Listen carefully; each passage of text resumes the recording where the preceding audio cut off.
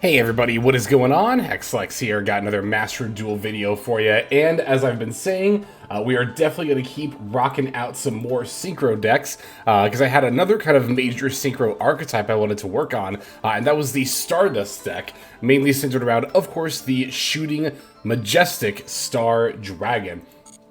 So Stardust Bestial, I think, is about the best way to go about summoning this monster, and actually, probably the best variant of Stardust Bestial right now is, in fact, the Centurion variant. So again, I not only said we're going to be playing more Synchro decks, but also specifically more Centurion, and that is, in fact, what we are doing here. So the cool thing about this deck is that this actually plays a lot like a regular Centurion deck. In fact, I think in a lot of ways this might even be an improvement over a regular Centurion deck for that reason. It's not that hard to open up those kinds of plays. We've got the 3 Emblema Oath, as well as 3 Stand-Up Centurion, only 2 of each Pre-Meta and Trudea, because we definitely want room for our other engine, but I did find that a majority of the games that I would play, I'd either only open Centurion stuff or my Stardust stuff would get disrupted, and then I just end on Centurion plays anyway. So that is definitely one benefit that this deck has. It's one of the reasons why I really like mashing certain archetypes together, and to me it's kind of one of the definitions of how an archetype can work well together, is if they don't like screw up each other's plays if one or the other gets interrupted, right? So this is definitely one of those decks here for sure. But in order to do like your main full turn 1 combo, you're going to want to open a Stardust Synchron as well as one of your Bestial monsters. It doesn't particularly matter which one. That's also why we're on 3 Baldrake. 3 Baldrake might look like a lot for even like a Bestial deck, but again, we really want to be opening a Bestial monster literally every single game, so that plus Stardust Synchron is going to be our full combo. I'll go ahead and show you that full combo here in just a little bit before we take a look at the replays there. It's also why we are on a playset of tuning, as well as the Stardust Illumination. This actually, unlike the Synchron deck, is not used to summon out anything, because we don't actually play Stardust Dragon, or I don't think any of our Synchro monsters mention it either. Okay, I guess if Shooting Majestic does, but anyway. We're not looking to necessarily summon off of Illumination. This is just to dump Stardust Synchron and get more access to it. Our main search target for the Synchron is going to be the Arrive in Light. Once Arrive in Light is activated, we're going to be able to place the Converging Wills Dragon on top of our deck. Then once we Synchro summon, we draw it, summon it off its own effect. That'll let us summon another level 1 dragon from our deck. It's going to be our Omni Dragon Brotar. Brotar is going to let us search for some more stuff, and then we can start pivoting into our bigger Synchros, like the Shooting Majestic Dragon.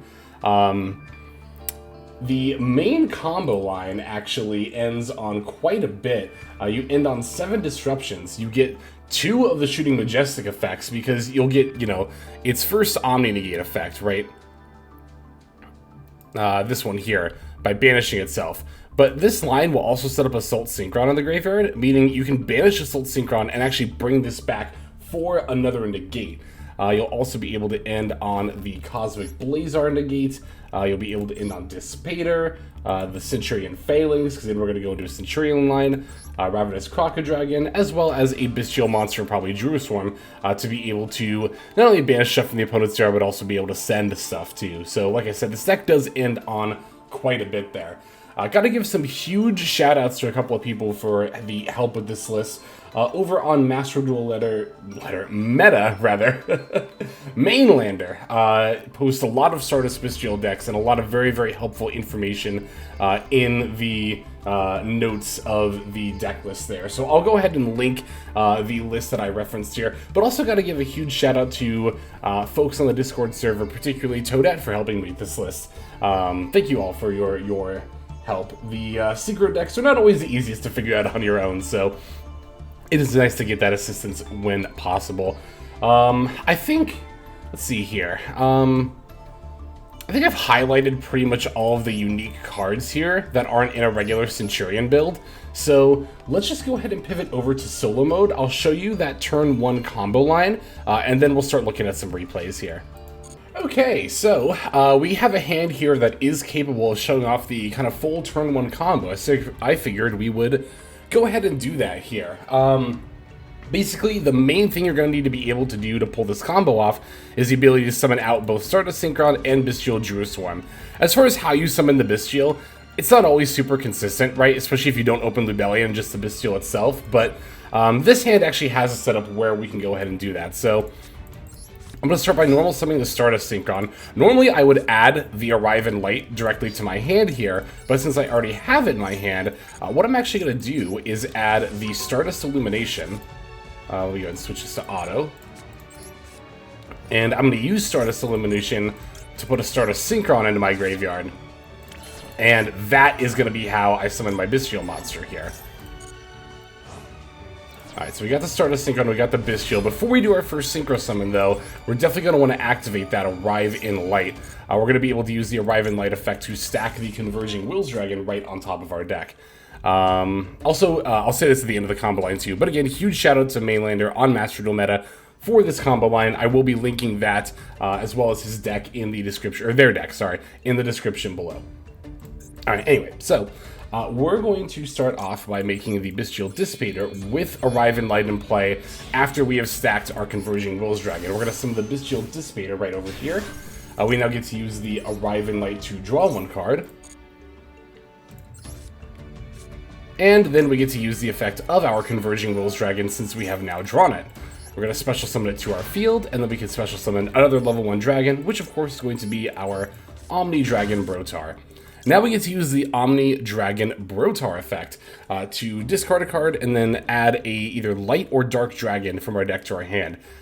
If you already have Lubellion in the graveyard, the Bestial Lubellion, then you can just go ahead and target Brotar itself and get a Bestial monster, but we do need Lubellion, so I am going to go ahead and target the Converging Wills Dragon. Let's just discard this Emblem so we stop getting asked to activate it.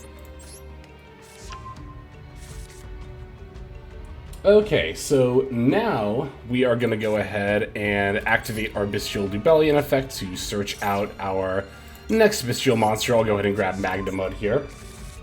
And we are going to summon this Magnum Hut by banishing the Stardust Synchron that's in our graveyard.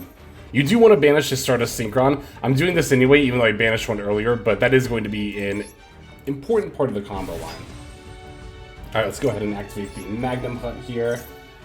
And the reason you want to banish a Stardust Synchron is naturally because Bestial Dissipator is going to summon it. Alright, now that we've done that, we're going to make the Shooting Majestics Dragon. We're going to do it with Converging Wills Dragon and the Bestial Dissipator. We're not going to really do any Link summoning, so I think I'm going to just go ahead and throw this up here, rather. Okay, so now that we have done that, we're going to summon out our, our Lubellion by sacking the Bestial monster that we summoned.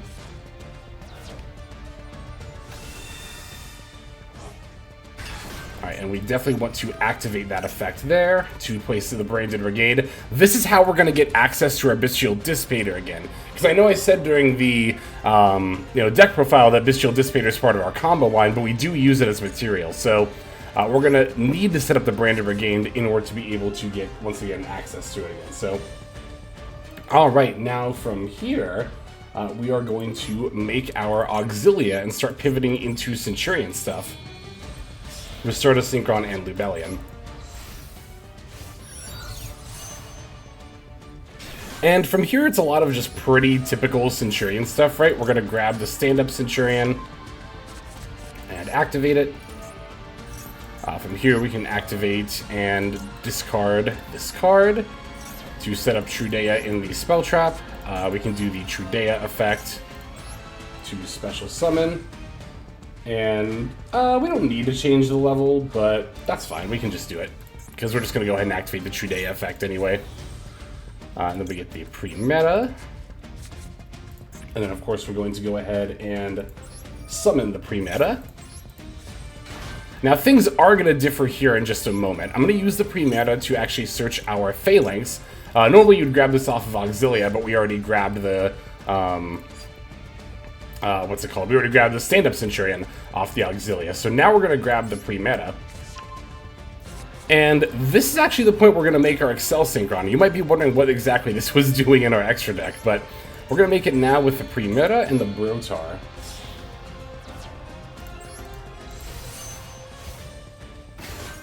Alright, and then now we're going to activate our Accel Synchron and mill the Assault Synchron. This is what's going to give us our second Omni off of the... what's it called? Off of the Shooting Majestic Dragon, right? I don't think it really matters whether you increase or decrease the level here. I'll just go ahead and reduce the level. But after setting Centurion Phalanx, we're actually done here. This might look like kind of a weird end board. I guess kind of mostly the Accel Synchron is just kind of sitting here chilling on the field. But that's only for the time being. So once we move over to the opponent's turn, I guess I don't know if I'll really be able to demonstrate this because Dragon Army doesn't do a lot of special summoning, but during the opponent's turn, we can make Crimson Dragon with the, well, because during the end phase, right, we're going to use the Auxilia effect to scale the pre-meta. And then we also get to use the Bestial Magnum Hut effect in order to add another Bestial monster, right? So basically the idea here is that we get to do a lot of synchroing on the opponent's turn. Of course, like any other Centurion deck, we're going to pull out the pre-meta and the True Day go for Crimson Dragon to make Blazar. But Accel Synchron can also tribute during the opponent's main phase, meaning once I summon this Bestial, I can sync it with the Accel Synchron, and then that's how we get the Ravenous Crocodragon onto the field for our last 4 of Interruption. So, once again, huge shout out to Mainlander for this combo line. Very, very much appreciate the resource there. And again, another huge shout out to Toadette on the Discord server as well for helping with some pointers about the deck overall and all that fun stuff. So thank you both very much. But all right, now let's go ahead and start looking at these replays. Okay, our first opponent is going to be on Yubel. So time to see how our Centurion variant here stands up against the most popular deck of the format. Even still, I'm a little surprised just how popular Yubel is. So here we did open the tuning plus the Bestial, but we also opened the Converging Wills Dragon, which is definitely not ideal, but we'll definitely make do here. That Gamma was a really good draw here. Not gonna Gamma on the Spirit, because of course they'll let them just get regular Yubel out, right? They're gonna Nightmare Pain, actually pop a Lotus from hand to add Eternal Favorite. Set it in another card, assumedly the Eternal Favorite, before passing back over, so... they've got a Maxi of their own. We did top deck Ash Blossom, but I am just going to go ahead and use Gamma here. Just to get some extra damage on the board. Plus, like, we could still potentially use Ash Blossom later, of course, right? So, but now that we have Gamma and Driver up, I don't think it's going to be any trouble at all to hopefully find lethal here.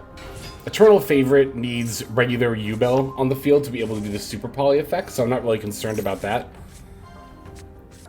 Now, I'm still going to set up the Arriving Light here. I do still get to stack the Converging Wills Dragon, even though it's from my hand, but I think there must be some sort of limitation on Converging Wills Dragon that I'm missing here, because once I draw it, I actually wasn't able to summon it. Let me read this here. Draw this card, reveal it. If you control level 8 or higher, you can special from...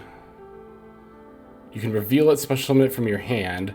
Then if you control level 8 or higher. Yeah, I seem to remember during the replay I didn't even have the option to reveal it here. It might be because I control like Gamma and Driver or something. There must be another restriction that I'm not seeing here. Is if we only control? No, it's just if you control level 8 or higher. Yeah, because I didn't get the Brotar either. But in any case, we do have the Baron de Fleur here. Use the Baron to pop the Nightmare Pain.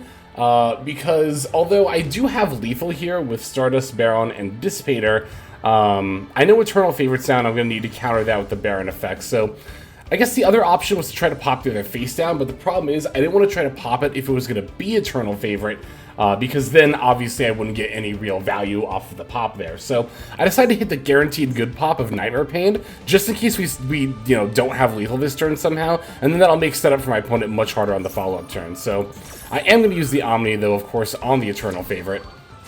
That's another reason to pop Nightmare Pain, is that even if the Eternal Favorite somehow resolved, then they would not be able to, what's it called? Reflect the damage back to me with Nightmare Pain. But there we go. We were able to actually pivot into an OTK there without really even going into our Centurion stuff. So, I mean, Stardust Bestial without Centurions is, I mean, as you saw here, a definitely valid enough deck in its own right. Even when you're messing up Converging Will's Dragon and not summoning Brotar for some reason, we're still able to find lethal here. So I wanted to show this game just to show that, like, it's really easy to look at this and be like, oh, Centurion is carrying these other archetypes, but it's definitely, the two archetypes are putting in equal work here for sure. So let's take a look at our next game. Alright, this one is going to be up against Voiceless Voice, another very popular, mostly I think that one because it's new. I mean, I said that about Yubel too, but Voiceless Voice is definitely not translated to as many tournament tops as Yubel, and as I've noticed the popularity is already starting to dip on Untapped. We're going first this time. We do have the tuning, but no bestials here, so I think I'm mostly just going to stick to my my Centurion stuff. Yeah, I can just pitch the other stand-up here for stand-up.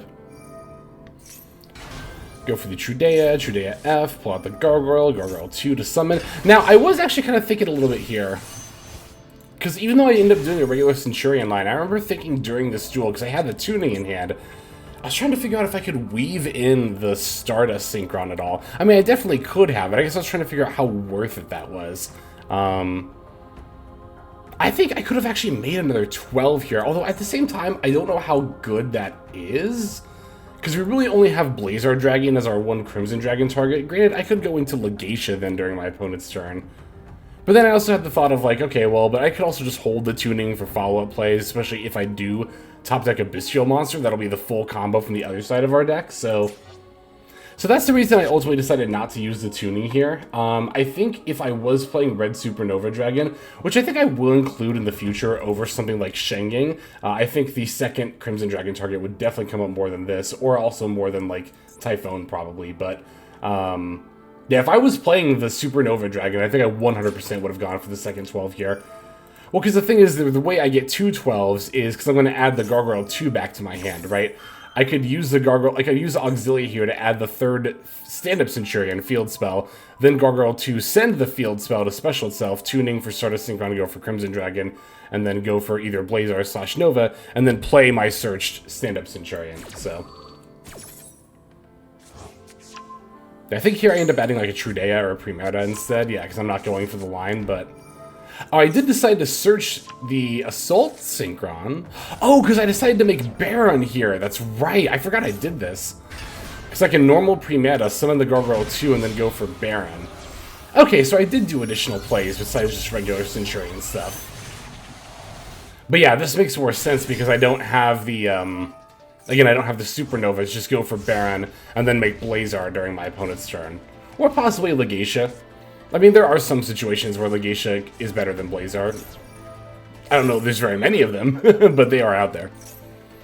Alright, so I'm going to do this in response to Prosperity. Get these two summons out, hopefully before they rip like a Max C or something off of it. Which does actually end up being what they reveal, and I think even what they take here, if I recall correctly.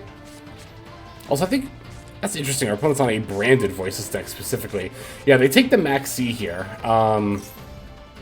Which is completely fine. I'm just going to hold off on my Synchro summon until I need it.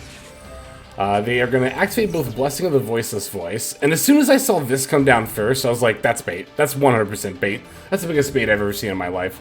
And then they pitched the Maxi, and that got me thinking, if they immediately threw out Blessing of the Voiceless Voice as their first card, which is, again, 100% bait, then that makes me feel like the Max C is bait too. I mean, to be fair, I'm never going to negate Max C in this situation anyway, especially against a deck like Voiceless Voice, where often one disruption is enough to stop their whole line. I have two here without even going into my Synchro, so I'm good to go here. This is actually a situation where Legatia would be better than Blazar, I think. Well, I don't know. It's kind of debatable, so. But they're actually just going to concede to my board before I even make the second 12, because sure enough, they cannot even play through the one Baron de Fleur. Yeah, I mean, that's why I mentioned in my other Centurion video why I haven't had many long games against Voiceless Voice. I feel like all my games against Voiceless either go like this, or they do their combo and I can't really do anything about it, and then I concede. It seems like it's always one way or the other, but I do have one more game we're going to show off here before we end the video. And that game is going to be against Runic Stun. It's actually been a long time since I've seen Runic Stun, and not Stun in general. I've actually been running into more Stun, I think, this season than I have, like, ever, but no, it's just gonna be a regular old Stun deck. Well, it's not a regular old Stun deck, it's a Runic Stun deck, right? And even though I've been running into a lot of Stun, this is like the first time in probably a couple of months I've seen Runic Stun, so. It's funny, because everyone always complains about Runic, like, for that reason, for the reason of Stun, but, like, it's so rare to see Runic Stun nowadays. They really should just put Found 2. This is talking as somebody who doesn't even play Runic decks. I don't like Runic decks. I don't like playing them. I think they're really boring, but, yeah, no, I think that, Found could definitely come back to 2. Maybe put Tip to 1 if you're gonna put Found to 2, but Found can definitely come back to 2. Anyway. Yeah, no Bestials or Stardust Synchron here, so this is just gonna be regular Centurion plays. Gonna set the Phalanx in the call by before passing. Auxilia scale the pre-meta, and we are good to go into our opponent's turn here. Now they immediately went to pivot into the battle phase, which definitely tells me they're about to throw down an Evenly. I've never understood why Stun decks play Evenly. It seems really, really weird.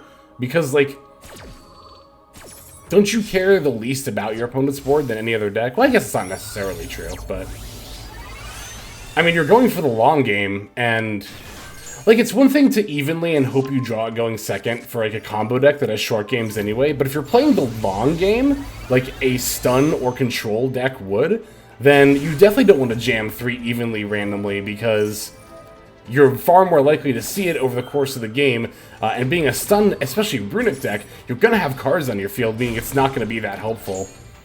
That's why, like, people say stun is completely skill-less, but there's definitely is an art to, like, deck building any deck, including stun. It's so easy to blind throw in 3 evenly, but if you think about it for, like, a minute, it really just does not make any sense, so. But anyway, since I knew they were going for the evenly, I didn't realize I can see that quickly. Wow. Since they went for the evenly, since they went to go to battle phase, I decided to go just for the Blazar. Of course, that way I can Blazar negate the evenly. And honestly, even if worst case scenario, they had a second evenly, I can still keep either Auxilia or Phalanx, and then I'll still have the Blazar come back. I'd actually probably keep the Centurion Phalanx, the trap card here, over the Auxilia, and then I still get to disrupt more, and then I still get my Centurion, or I mean my Blazar back during the end phase, but of course, we also have the Ash Blossom here against the Fountain, and looks like that is going to be enough to get them to concede. So that'll do it for these games. Thanks, as always, for checking these out. And yet again, I got to thank both Mainlander, Toadette, and everyone else who helped with this build. Definitely very much appreciate that. Thank you. But yeah, let's just go ahead and move now to our outro. Hey everybody, Hexlex here. Just want to give you a huge thanks for watching all the way to the very end of the video. Believe it or not, that is actually one of the best ways that you can support the channel, is by watching the videos in their entirety. But there are many ways in which you can support the channel if you are so interested. The names that you're seeing on screen here, I gotta give an extra special thanks to, because these are people who have chosen to either become a member on YouTube, which if you're interested you can do as well via the join button next to the subscribe button down there, or have signed up over on Patreon and become members there. Link to that is going to be in the description below. Without the support that is being offered by, again, all the people that you're seeing on screen right here, I would not be able to take the time to dedicate to uploading daily YouTube videos. So thank you so very much. But there are also other ways you can support as well. Again, link to the description below. If you like my deck tracker that you'll see in a lot of my videos, the Untapped Companion, you can download that for free, and if you use my affiliate link down there, then that also goes a long way towards supporting the channel. That's again free. So is subscribing here on YouTube. That's also free and a huge way to support. You can also check out Twitch, once again linked in the description below. Following and subscribing over there will not only support as well, but also give you notifications of when I go live if you want to catch some of the live streams. But really, no matter how you choose to support, it all adds up, and it all definitely means the world. So thank you, each and every one of you. For now, this is Hexlex. I'm going to be signing out, but more than that, I'm hoping that you have a fantastic day.